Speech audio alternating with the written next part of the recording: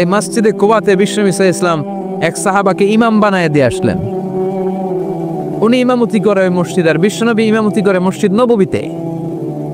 মসজিদে কুবার যে ইমাম, তিনি প্রতি রাকাতে জাহারি কেরাতে মানে মাগরিব, এশা আর ফজরের সালাতে প্রত্যেক রাকাতে সূরা ফাতিহার পরেই এই সূরা ইখলাস পড়ে। শুনতেছেন? প্রত্যেক রাকাতে সূরা ফাতিহার পরে কি পড়ে? ইখলাস। মাগরিবের প্রথম রাকাতেও ইখলাস, দ্বিতীয় রাকাতেও ইখলাস, এশার প্রথম রাকাতেও ইখলাস, দ্বিতীয় রাকাতেও ইখলাস। ইখলাস পরে এরপর অন্য একটা সূরা পড়ে, কিন্তু শুরু করে ইখলাস দিয়ে।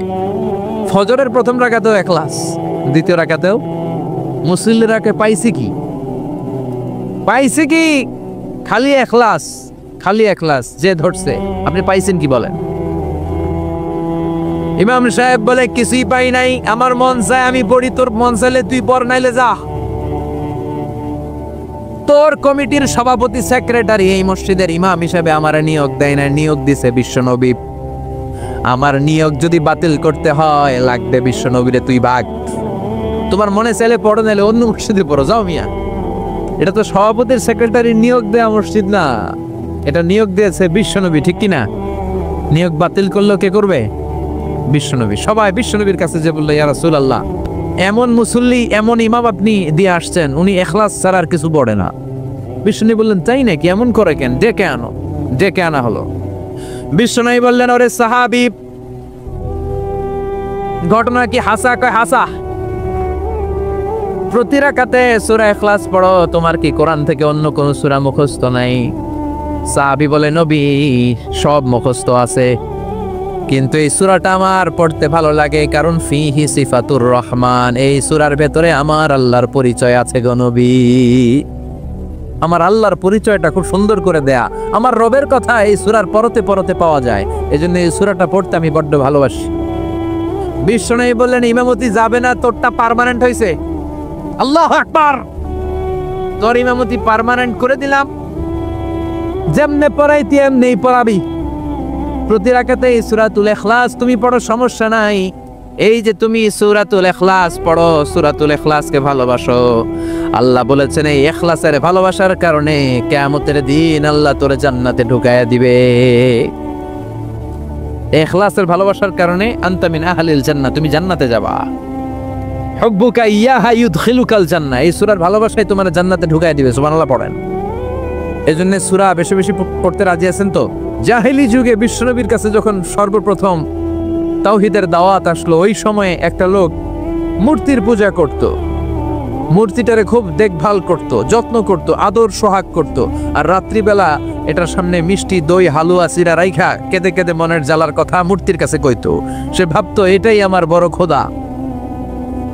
সে কি ভাবতো? এটাই আমার, এটারে বললেই এটাই আমার বিপদ থেকে মুক্তি দিবে, আমাকে পরিত্রাণ দিবে, আমাকে সেভ করবে এটা। এভাবে সে আল্লাহকে বাদ দিয়ে মূর্তির ইবাদত করত, মূর্তিকে খুব যত্ন করত। একদিন কোন এক কাজে মূর্তিটাকে রেখে এসে ঘরের বাইরে গেল, এক পাশে গেল। কাজ শেষে এসে দেখে তার এই মূর্তির গায়ে পানি। মূর্তিটাকে দেখতে মনে হচ্ছে যে কে যেন গোসল করায় গেছে, পানি। তো সে ভাবলো, যেহেতু আমার খোদার গায়ে পানি, এটা নিশ্চয়ই ভালো পানি হবে। He thought it is the water of mercy and blessings. সে ভাবলো it could be the water of rahma, এটা মনে হয় রহমতের পানি হবে, যেহেতু খোদার গায়ে পানি। তো রহমতের গায়ে পানি শুকিয়ে যাওয়ার আগে খেয়ে ফেলি, তাহলে সব রহমত ঢুকবে কই? পেটে। When he thought it is the water of rahma, water of mercy and blessings, he started to suck it with his tongue. সে জিহ্বা দিয়ে চাটতে শুরু করছে, চেটে চেটে সব রহমত নিয়ে নিচ্ছে পেটে। When he started to suck it, he found the taste is little bit bitter. The taste is weird. জিহ্বা দিয়ে যখন চাটতে শুরু করছে, তখন সে পেল যে এটার স্বাদটা কেমন যেন কটা কটা লাগে, লবণাক্ত, একটু টক টক, হাজমুলার মতো লাগে। কিসের মতো? কিরে এরকম লাগে কেন? If it is the water of mercy, it should be sweeter. এটা যদি রহমতের পানি হয়, এটা সুইট হবে, মিষ্টি হবে। এটা টক লাগে কেন, কটা লাগে কেন? ঘটনা কি? খুঁজতে লাগলো ডানে বায়ে, খুঁজতে খুঁজতে দেখে ঘরের পাশে দুইটা খ্যাকশিয়াল অনেকে এই বর্ণনাটা দিতে যে কুকুরের কথা বলে, কিন্তু হাদিসে এসছে খ্যাকশিয়াল, সালাবান, দুইটা খ্যাকশিয়াল। দেখলো যে একটা খ্যাকশিয়াল এখনো পা উঁচু করে রাখছে, মাঝখান থেকে রহমতের পানি এখনো কিছু পড়ছে, just dropping the water of রাহমা, এখনো পড়তেছে টপ টপ। বোঝা যায় না? বোঝা যায়। টনক নড়েছে তার ঘুমন্ত বিবেক এবার জেগেছে।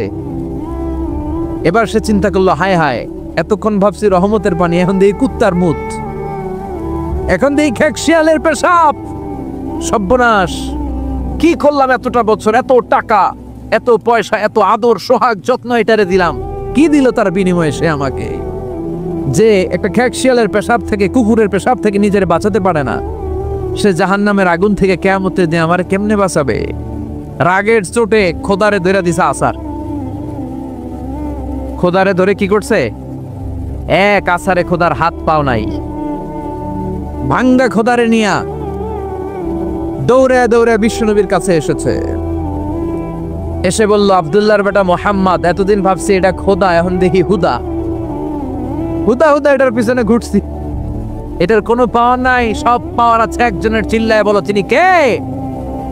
ঝিনুকের ভেতর লুকিয়ে থাকে যেমন মতি, ঝিনুকের ভেতর লুকিয়ে থাকে যেমন মতি, কালমা শাহাদাতে আছে আল্লাহর জ্যোতি, কালমা শাহাদাতে আছে আল্লাহর জ্যোতি। পড়েন পড়েন, ঝিনুকের ভেতর লুকিয়ে থাকে যেমন মতি, ঝিনুকের ভেতর লুকিয়ে থাকে যেমন মতি, কালমা শাহাদাতে আছে আল্লাহর জ্যোতি, কালমা শাহাদাতে আছে আল্লাহর জ্যোতি। সুবহানাল্লাহ পড়েন। এসে বলে, আব্দুল্লাহর বেটা মোহাম্মদ, ভাবছিলাম খোদা, এখন দেখি হুদা, আর এটারে ডাকতে চাই না, তুমি আমারে পড়ায় দাও লা ইলাহা মুহাম্মাদুর রাসূলুল্লাহ। কালিমা পড়ে মুসলমান হয়ে গেছে। সুবহানাল্লাহ পড়েন। জিহাদের ময়দানে এক সাহাবা যুদ্ধ করতে করতে কাফির মুশরিকদেরকে কচু কাটা করে জাহান্নামে পাঠিয়ে দিচ্ছিলেন। জিহাদের ময়দানে ওনার যুদ্ধ দেখে সব সাহাবারা বলল, আজকের জিহাদের ময়দানের সব সওয়াব এই সাহাবা পেয়ে যাবে। বিশ্বনবী বললেন, হুয়া ফিন্নার, ও জাহান্নামে যাবে। এক সাহাবী তো অবাক, এটা আবার কেমন কথা? জান মাল সব বাজি রেখে জিহাদের ময়দানে আল্লাহর দুশমনগুলোর একটার পর একটাকে শেষ করে দিয়ে জাহান্নামে পাঠিয়ে দিচ্ছে, আর এই মুজাহিদ ফি সাবিলিল্লাহ জাহান্নামে যাবে? How come, how it's possible? এই সাহাবী পেছনে পেছনে লুকিয়ে লুকিয়ে দেখতে লাগলো যে আমি এটার শেষ দেখতে চাই। দেখতে দেখতে এক পর্যায়ে তিনি খুঁজে পেলেন যে সাহাবী কাফেরদের বিরুদ্ধে যুদ্ধ করতে করতে কাফেরদের বিশাল এক ঘাটির ভেতরে ঢুকে পড়েছে। সেখানে যুদ্ধ করতে করতে একটা পর্যায়ে এমন আসতো, সে মারে আবার মার খায়, শুধু মারে না, মারেও আবার মরেও। মার খেতে খেতে হঠাৎ তার ডান হাতে এক কাফের এক কোপ মেরে তার ডান হাতটা কেটে ফেলে দিল। তাকে আহত অবস্থায় রেখে দিয়ে কাফেররা অন্যদিকে চলে গেল। এই ডান হাত থেকে ব্লিডিং হতে হতে এমন অবস্থা আর সহ্য হয় না, আর কিছুক্ষণ ওয়েট করলেই তার শাহাদাতের মৃত্যু। কিসের মৃত্যু? কথা বলেন। আমাকে শহীদ করে সেই মিছিলে শামিল করে নিও, যে মিছিলের নেতা মীর হামজা, খোবায়েবে খাব্বাব আল্লাহর কাছে ছিল অতি প্রিয়, শামিল করে নিও আমাকে শহীদ করে সেই মিছিলে শামিল করে নিও। পড়েন আমিন। শাহাদাতের তামান্না যার অন্তরে থাকে না সে মুমিন হতে পারে না, সে মুনাফিক। মরতে তো হবেই, এজন্য আল্লাহর কাছে আমরা শাহাদাতের মৃত্যু চাই, ঠিক কিনা? বিশ্বনবী বলেন, শাহাদাতের মৃত্যু নিয়ে কেউ যদি বিছানায় পড়েও মারা যায়, কিয়ামতের দিন শহীদদের কাতারে আল্লাহ তাকে দাঁড় করিয়ে দিবে। তো যুদ্ধ করতে করতে এই সাহাবা আর কিছু সময় অপেক্ষা করলেই শহীদি মৃত্যু, কিন্তু আর অপেক্ষা করতে না পেরে তলোয়ারটাকে সে মাটিতে গেড়ে ওই তলোয়ারের উপর ঝাঁপিয়ে পড়লো। পেটের এই পাশ থেকে ঢুকে পিঠ দিয়ে তলোয়ার বের হয়ে গেল, ওইখানে শেষ। তার মানে শাহাদাতের মৃত্যু হয় নাই, তার হয়েছে আত্মহত্যা। তার কি হয়েছে? সুইসাইড। মান খাতালা নাফসাহু বিশাইইন উযযিবা বিহি ইয়াউমাল কিয়ামা, যে ব্যক্তি যে জিনিস দিয়ে নিজেকে শেষ করবে কিয়ামতের দিন, ওটাই হবে তার শাস্তি। যে গলায় ওড়না পেঁচিয়ে মারা যায়, ওই মেয়েগুলো in the day of judgment, কিয়ামতে বিচার শেষে জাহান্নামে শুধু ওড়না পেঁচিয়ে মরতেই থাকবে। যে বিষ খেয়ে মারা যায়, ওর শাস্তি হবে জাহান্নামের বিষ খেয়ে খেয়ে সে জাহান্নামটাকে কাঁপিয়ে তুলবে। যে ছুরি ঢুকিয়ে স্ট্যাবিং করে মারা যায়, ও শুধু স্ট্যাবিং করতেই থাকবে জাহান্নামে।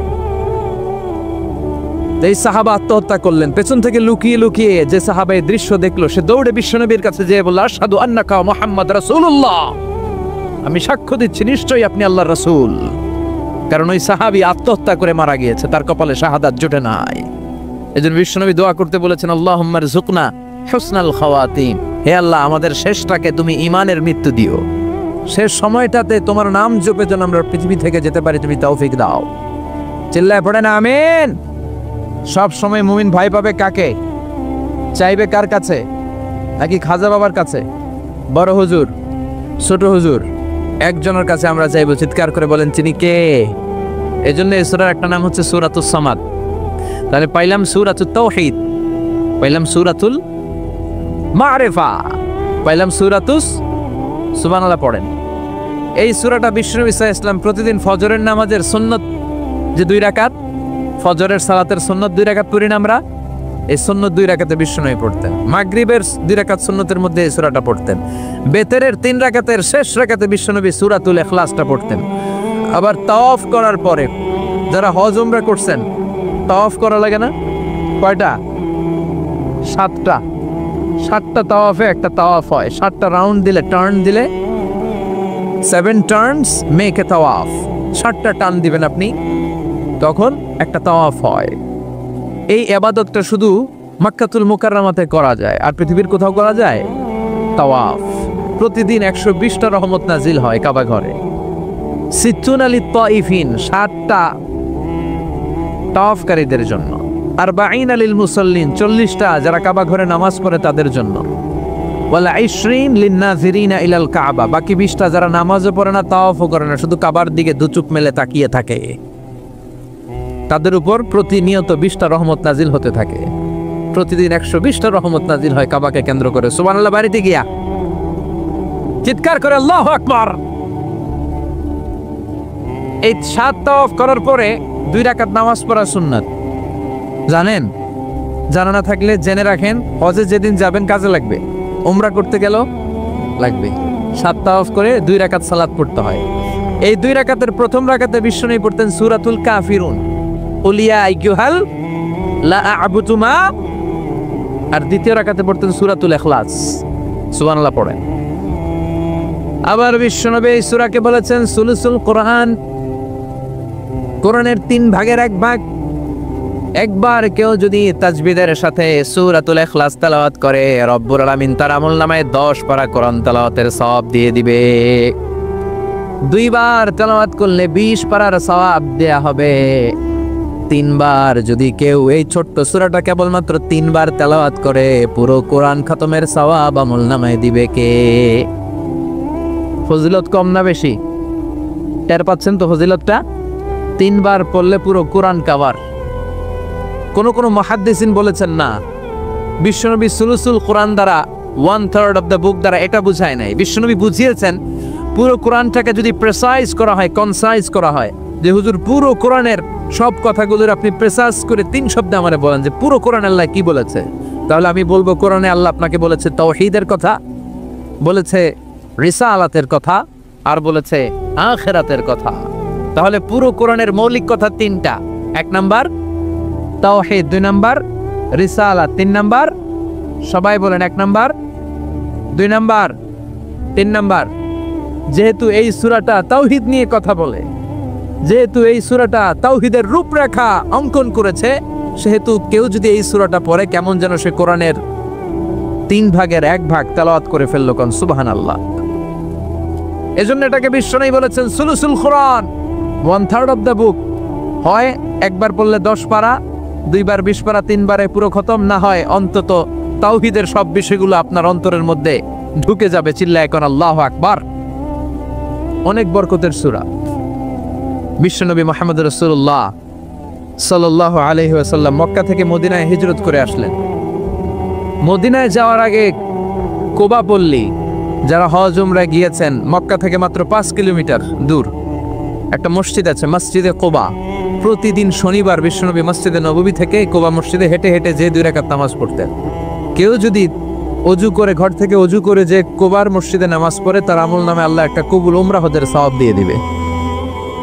এজন্য দেখবেন প্রতি শনিবারে কোবা মসজিদে ভিড়। আমি যতবার গিয়েছি সৌদিতে প্রত্যেক শনিবারে ওখানে জিয়ারত করেছি। শনিবারে যে কোবা মসজিদে আপনি নামাজ পড়বেন।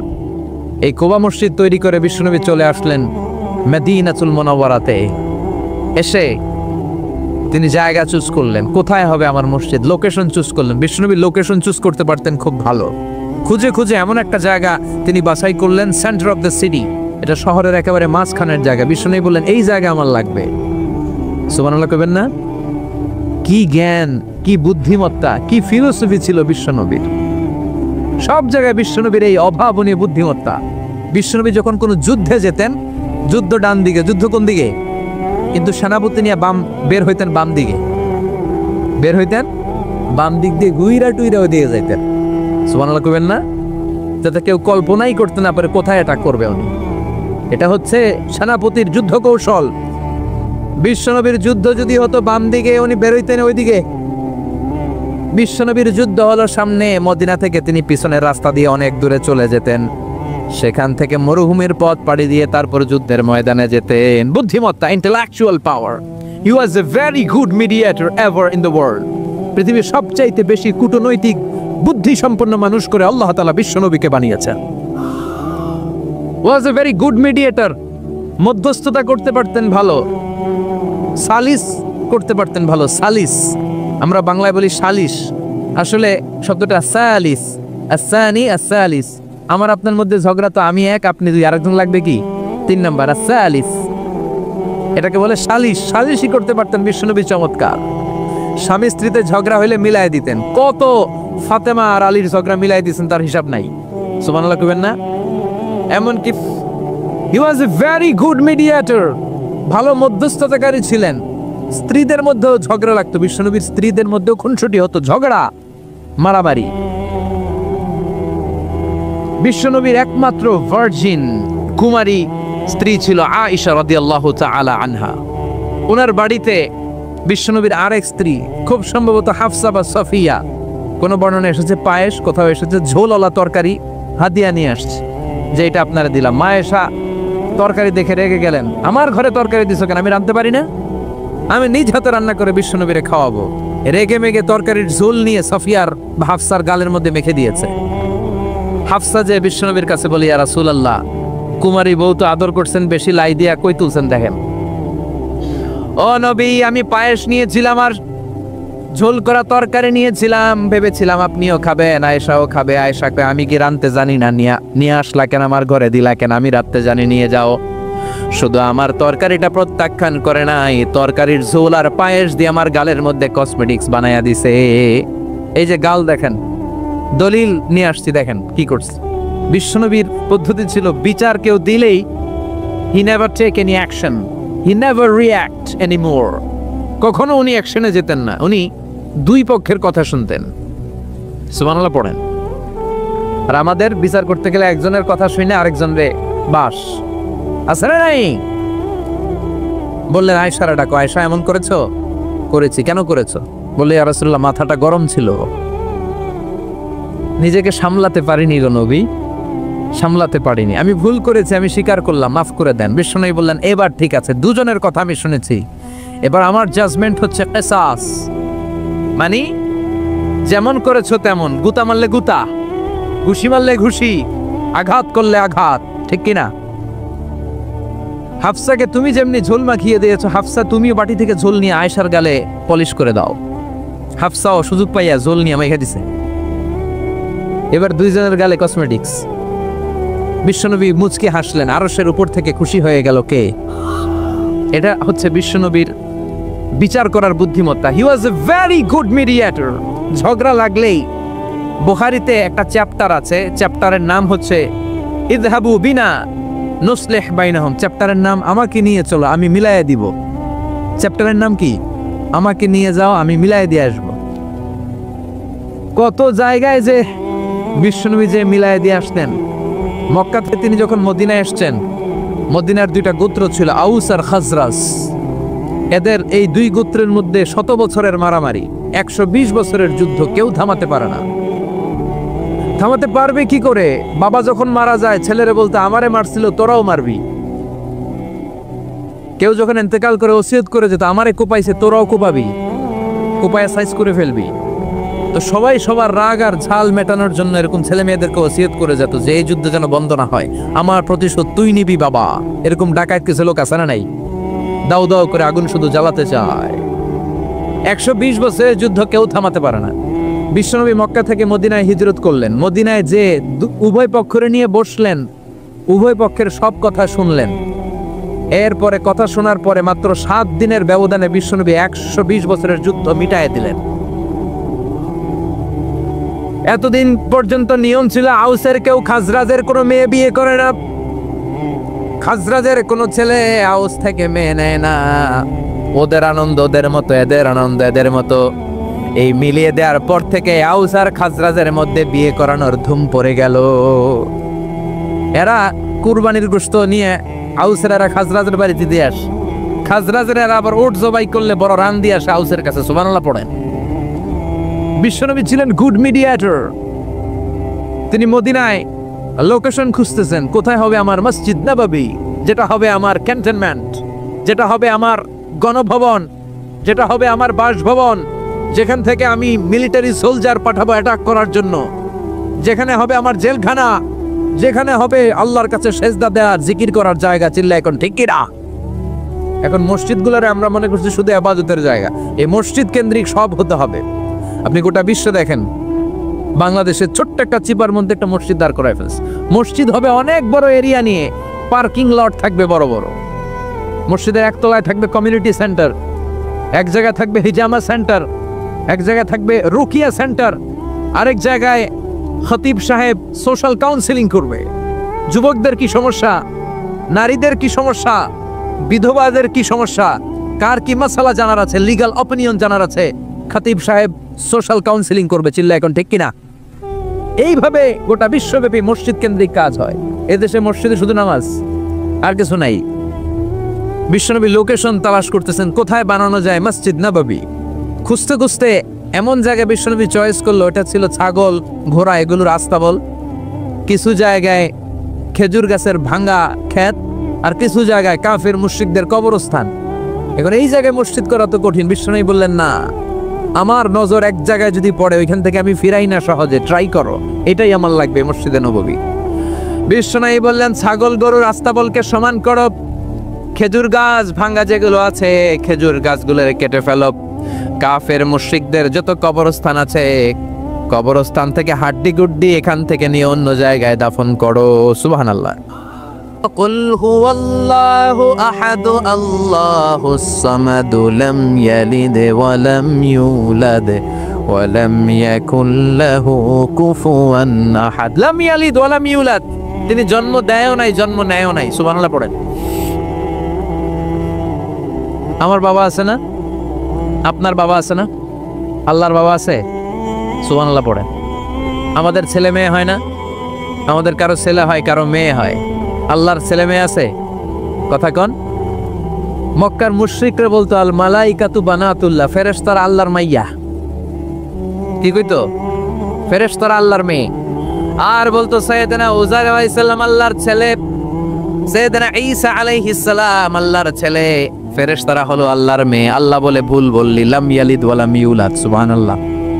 তার কোনো নসবনামা নাই, আমাদের নসবনামা আছে। আমার নাম মিজান, বাবার নাম আলী আহমদ, দাদার নাম জাইনুল আবেদিন, তার বাবা মাকরাম, তার বাবা অমুক সমুক। আছে না নাই? আপনার নাম কি? আপনার আব্বার নাম কি? তার বাবার নাম হাসেদ আলী, ওনার বাবার নাম? আপনার আব্বার নাম? হ্যাঁ, মমতাজ উদ্দিন। বাবার নাম কেরামত আলী। দাদার নাম খায়া ফলাইছে, মনে থাকে না আমাদের। বিশ্বনবীর বাবার নাম আব্দুল্লাহ, তার বাবার নাম আব্দুল মুত্তালিব, ওনার বাবার নাম হাশিম, ওনার বাবার নাম কিলাব, মুররা, গালিব, ফিহির, এভাবে যেতে যেতে আদনান, যেতে যেতে ইসমাইল, যেতে যেতে ইব্রাহিম আলাইহিস সালাম, যেতে যেতে শীস, যেতে যেতে আদম আলাইহিস সালাম। এটা বিশ্বনবীর নসবনামা, ঠিক কিনা? আমাদের নসবনামা থাকে, আমাদের বংশ পরিক্রমা থাকে। আমার নাম অমুক, বাপের নাম অমুক, দাদার নাম অমুক। তো আল্লাহর নাম আল্লাহ, আল্লাহর বাপের নাম কি? আল্লাহর দাদার নাম আছে? আছে। এজন্য আল্লাহ বললেন লাম ইয়ালিদ ওয়া লাম ইউলাদ ওয়া লাম ইয়াকুল লাহু কুফুয়ান আহাদ। আল্লাহু আকবার। ওয়া লাম ইয়াকুল লাহু কুফুয়ান আহাদ, মহাবিশ্বে তার মতো কেউ নাই, তিনি তার মতো। লাইসা কামিসলিহি শাই, কেউ তার মতো নয়, তিনি তার মতো। সুবহানাল্লাহ। তার মতো ক্ষমতায়, তার মতো শক্তিতে, কুদরতে মহাবিশ্বে দ্বিতীয় কোনো সত্তা আছে? সৌন্দর্যে আল্লাহর চেয়ে সুন্দর কেউ আছে? কথা কন। দুনিয়া সুন্দর, মানুষ সুন্দর, আসমান সুন্দর, জমিন সুন্দর, সুন্দরে সুন্দরে পাল্লা। জানি না কত সুন্দর তুমি আল্লাহ, জানি না কত সুন্দর তুমি আল্লাহ। পড়ে, দুনিয়া সুন্দর, মানুষ সুন্দর, আসমান সুন্দর, জমিন সুন্দর, সুন্দরে সুন্দরে পাল্লা। জানি না কত সুন্দর তুমি আল্লাহ, জানি না কত সুন্দর তুমি আল্লাহ। সুবহানাল্লাহ পড়েন। ইন্নাল্লাহা জামিল ইউহিব্বুল জামাল। আল্লাহ নিজে সুন্দর, আল্লাহ সৌন্দর্যকে পছন্দ করেন। মহাবিশ্বে তার সমকক্ষ কেউ নাই, তার মতো সুন্দর কেউ নাই, ঠিক কিনা? জান্নাতে যারা ঢুকবে in the day of judgement, কিয়ামতের দিন জান্নাতীরা আল্লাহকে দেখতে পাবে। ইন্নাকুম সাতারাউনা রাব্বাকুম আয়ানান কামা তারাউনা হাযাল কমার। বিষ্ণু বলেন, এই যে জলজলে চন্দ্রটা তোমরা যেমনি দেখতে পাও, কিয়ামতের কঠিন ময়দানে বিচার শেষে যারা জান্নাতে যাওয়ার সুযোগ পাবা, তারা চাঁদটা যেমনি দেখো দু চোখ দিয়ে আল্লাহর সেদিন তেমনি দেখতে পাবা। জান্নাতীদেরকে নাজ নেয়ামত সব দেওয়ার পরে আল্লাহ বলবেন, ও জান্নাতীরা, কোরআনে হাদিসে নবীর কাছে আলেমদের মুখে যত নাজ নেয়ামতের কথা শুনেছো সব পাইছো না? সবাই বলবে, আল্লাহ পেয়েছি, অনেক মौज मस्ती করেছি, জান্নাতকে মজা লেলো, জান্নাত তোমারই হ্যায়। সব পাইছি আল্লাহ, সব। এক জান্নাতে হাত তুলে বলবে, আল্লাহ একটা পাই নাই। কি পাস নাই? আমনেরাই তো পাই নাই। সুবহানাল্লাহ কইবেন না? আল্লাহ আপনারে পাই নাই। তখন আল্লাহ তাআলা নিজের গোপন সৌন্দর্যকে সেদিন জান্নাতীদের কাছে প্রকাশ করে দিবে। বিশাল এক কনফারেন্স রুমে জান্নাতের ভেতরে লক্ষ লক্ষ নবীদেরকে নিয়ে বসবেন। সবার সামনে থাকবে বিশ্বনবীর সিংহাসন। সুবহানাল্লাহ পড়েন। তারপর অন্যান্য নবীরা, আল্লাহর ওলিরা, শাহিদরা, সালেহিনরা, মুমিন বান্দারা, আপনারা সবাই থাকবেন ওই দিন ইনশাআল্লাহ। কোন আল্লাহ তার নিজের সৌন্দর্য প্রকাশ করবেন জান্নাতীদের সামনে। লক্ষ লক্ষ কোটি কোটি জান্নাতীরা বসে থাকবে, আল্লাহ দেখাবেন ওনার সৌন্দর্য। 70,000 নূরের পর্দার কথা আমরা বলি, বর্ণনাটা দাঈফ, আসলে যে কত পর্দা আল্লাহই ভালো জানে।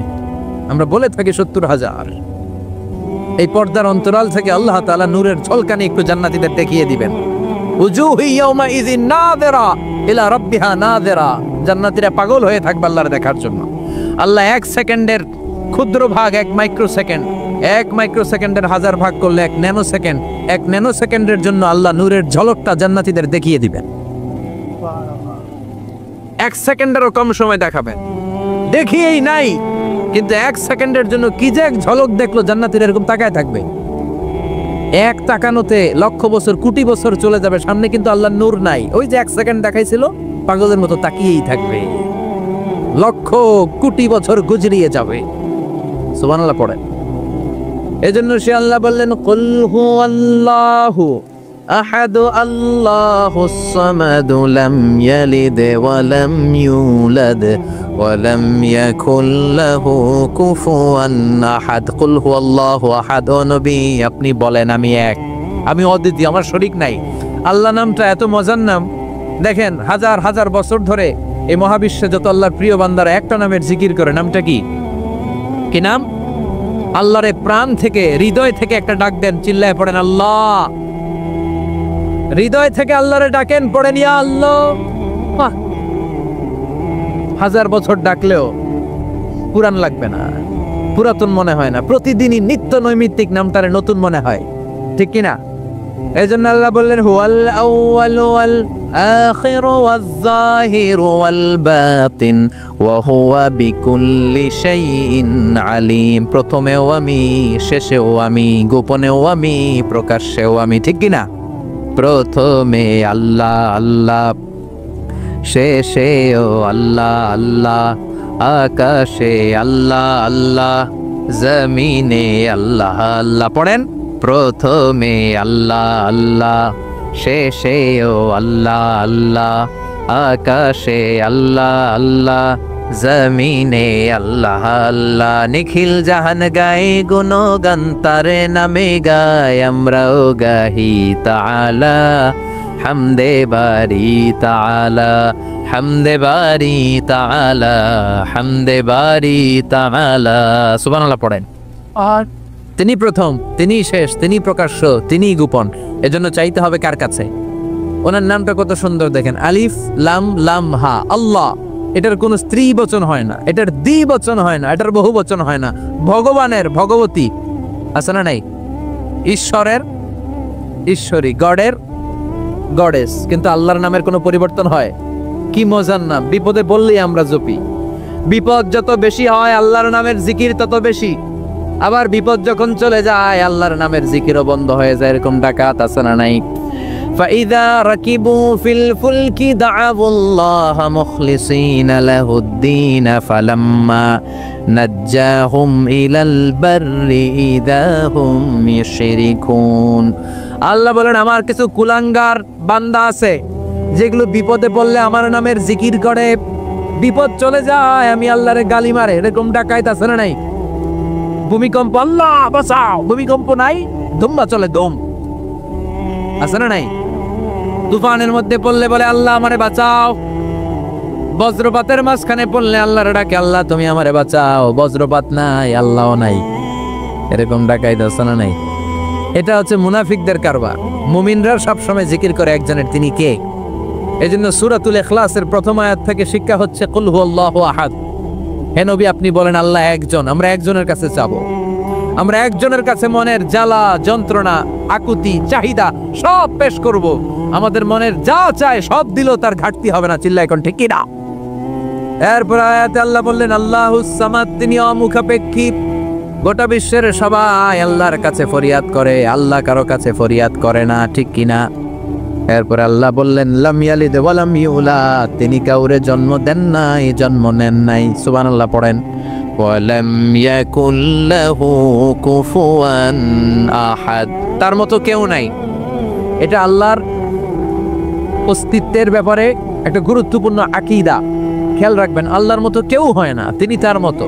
তিনি, অনেকে প্রশ্ন করে, কারণ হাদিসে পাওয়া যায় আল্লাহর হাত আছে, ইয়াদুল্লাহি ফাওকা আইদিহিম, ইয়াদুল্লাহি ফাওকাল জামাআ। একসাথে যারা থাকে তাদের উপর আল্লাহর হাত থাকে। তার মানে আমার মতো হাত না, আল্লাহর রহমত থাকে, ঠিক কিনা? আল্লাহ আরশের উপর থাকেন, কেমনে থাকেন এটা আমরা জানি না। এজন্য ইমাম মালিক বলতেন আল ইস্তিওয়া মা'লুম, আল্লাহ যে আরশের উপর আছে এটা আমরা জানি। ওয়াল কাইফিয়াতু মাজহুল, কিন্তু কেমন ভাবে আছেন এটা আমাদের অজানা। ওয়াস সুআলু আনহু বিদআহ, এই সম্পর্কে প্রশ্ন করা হচ্ছে বিদআত।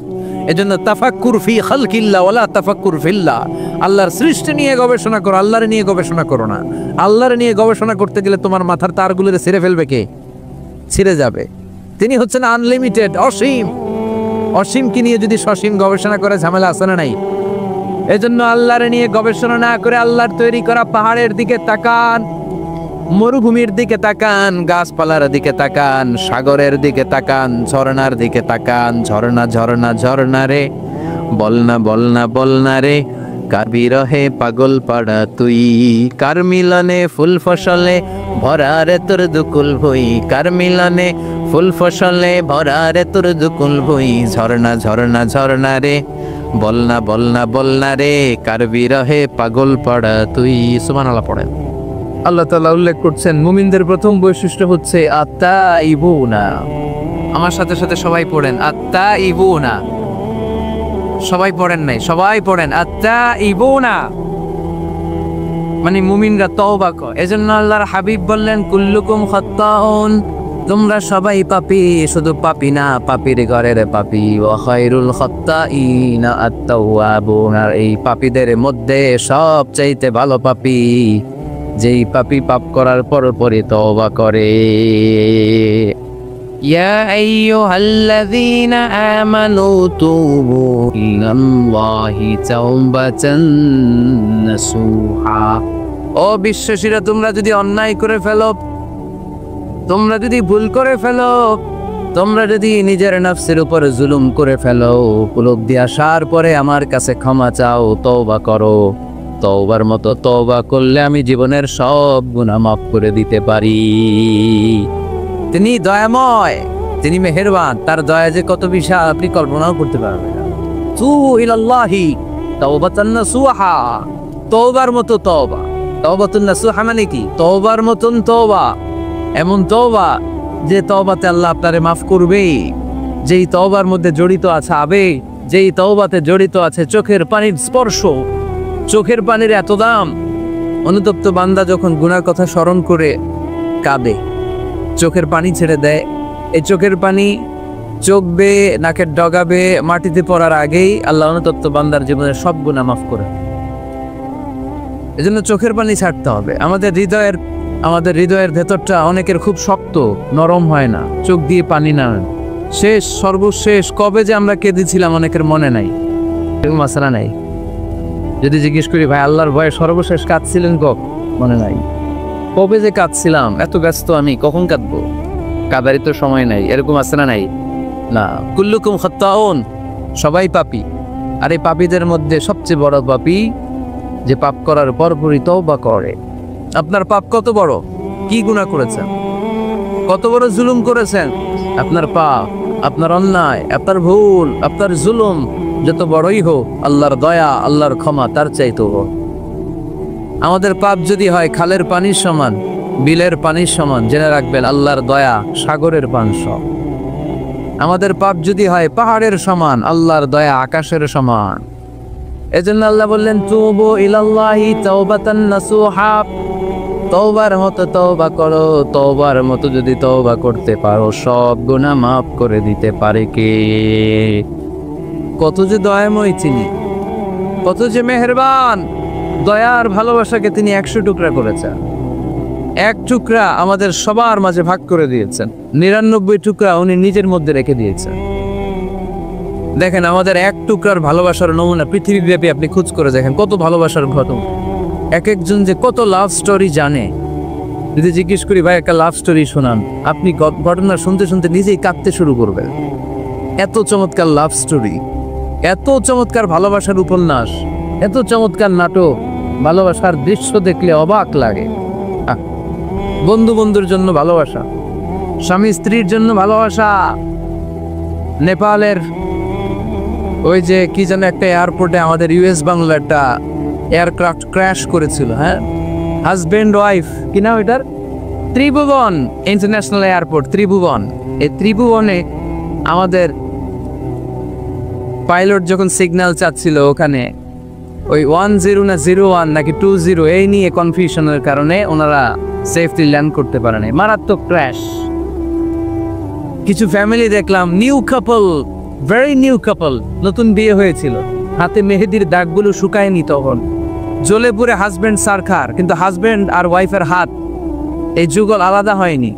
স্বামী তার স্ত্রীকে ধরে রেখেছিল শেষ মুহূর্তে বিমানের ভেতরে যখন ফায়ার, হাজবেন্ড তার ওয়াইফের হাত ছাড়েনি, ওয়াইফ ছাড়েনি স্বামীর হাত। ভালোবাসার নমুনা, এক ভাগ ভালোবাসার ছিটুফোঁটা আমরা পেয়েছি, ঠিক কিনা? ওই এক ভাগ কি আমি একা পাইছি, আপনি একা পাইছেন? আমরা সবাই মিলে। আমি পত্রিকায় একটা রিপোর্ট দেখেছি, আমি প্রায় বলি, বন্যার পানিতে পানি খেতে খেতে মা জীবন শেষ, কোমর পানি, গলা পানি, নাক সমান পানি, পানি খেতে খেতে শেষ, কিন্তু বাচ্চাটারে বুদ্ধি করে বালতির মধ্যে এরকম চেপে ধরে রাখছে, বন্যার পানিতে পানি খেতে খেতে মা শেষ। আল্লাহর মেহেরবানিতে বাচ্চাটা মরে নাই। এই কলিজার টুকরা দুধের বাচ্চার জন্য মা জীবন দিয়ে দিল। এই বাচ্চার জন্য মায়ের হৃদয়ে ভালোবাসাটা ঢুকায় দিছে কে? দুনিয়ার ভালোবাসার নমুনা যদি এই হয়, 100 টুকরা ভালোবাসার এক টুকরার এক্সাম্পল যদি পৃথিবীতে এই হয়, যার মধ্যে 99 টুকরা ভালোবাসা তিনি রেখে দিয়েছেন, তার ভালোবাসা বেশি না কম?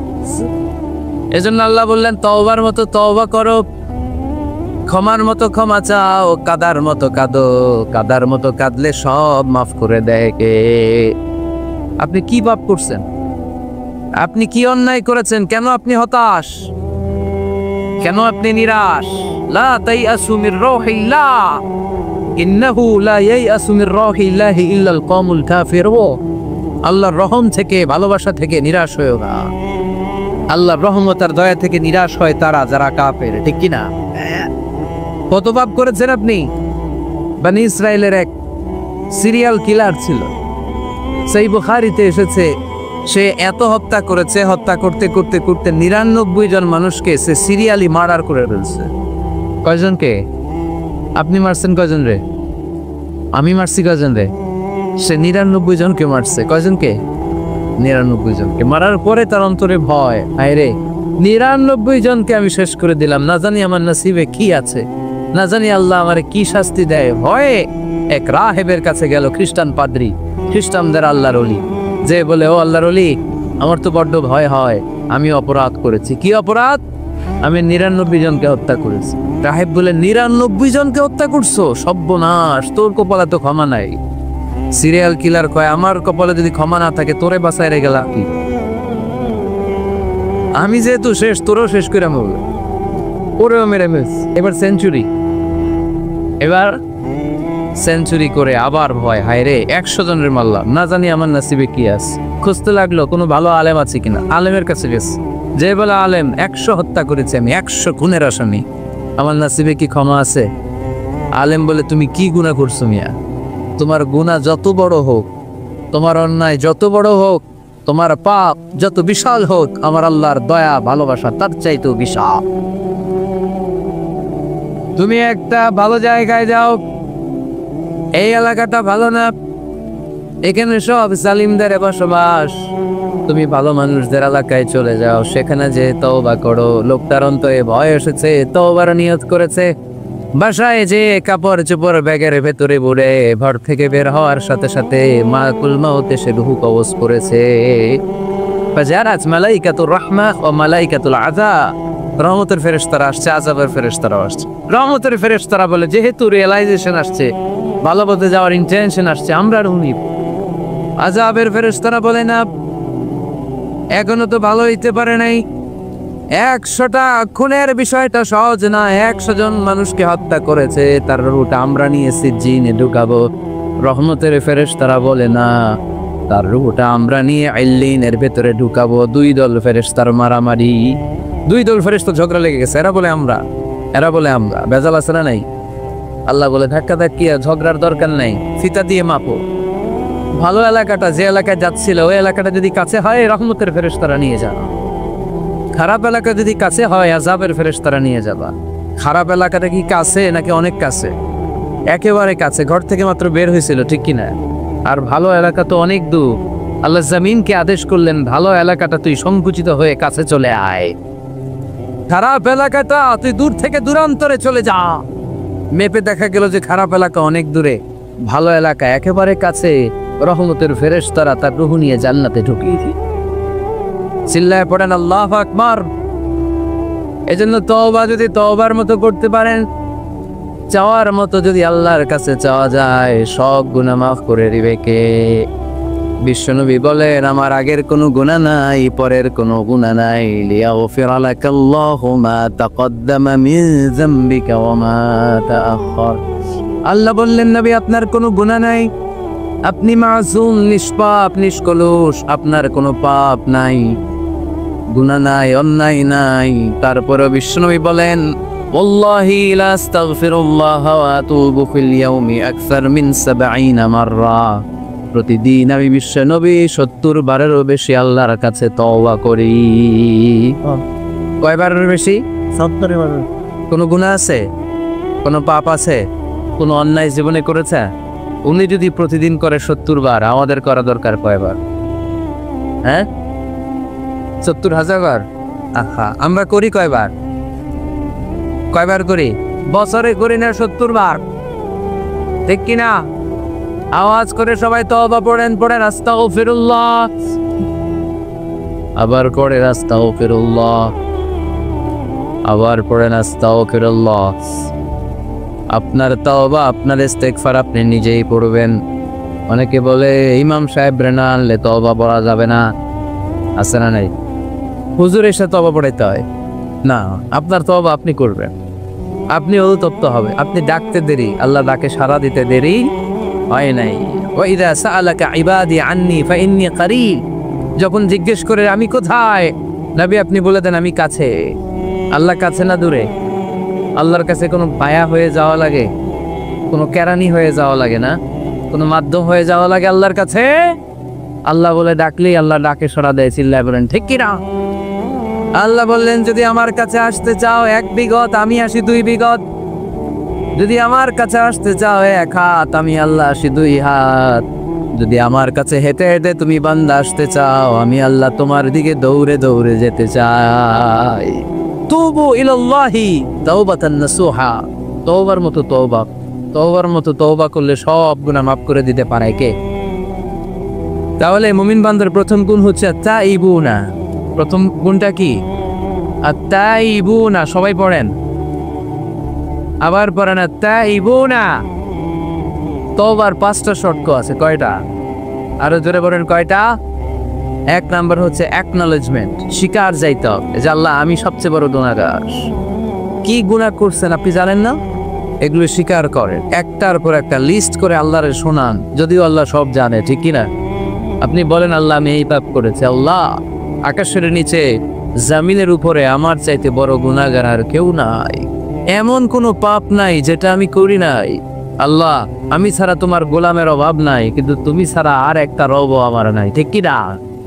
এভাবে আল্লাহরে বলেন। অ্যাকনলেজমেন্ট, স্বীকারোক্তি, আল ইকরা, স্বীকার জান যে আপনি গুনাহগার, আপনার চাইতে বড় গুনাহগার এই তল্লাটে দ্বিতীয়টা নাই।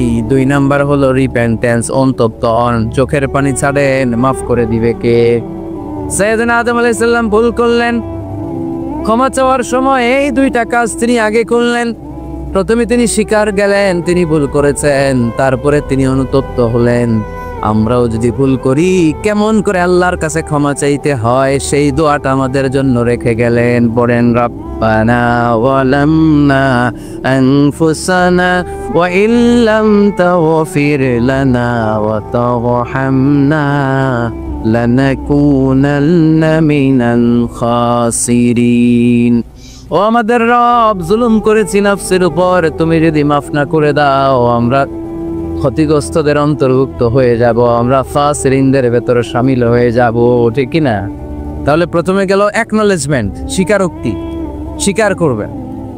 ওযু করে জায়নামাজটা বিছিয়ে দিয়ে স্বীকার করেন যে আল্লাহ আমার চেয়ে বড় পাপী কেউ নাই, চোখের পানি ছেড়ে অনুতপ্ত হন।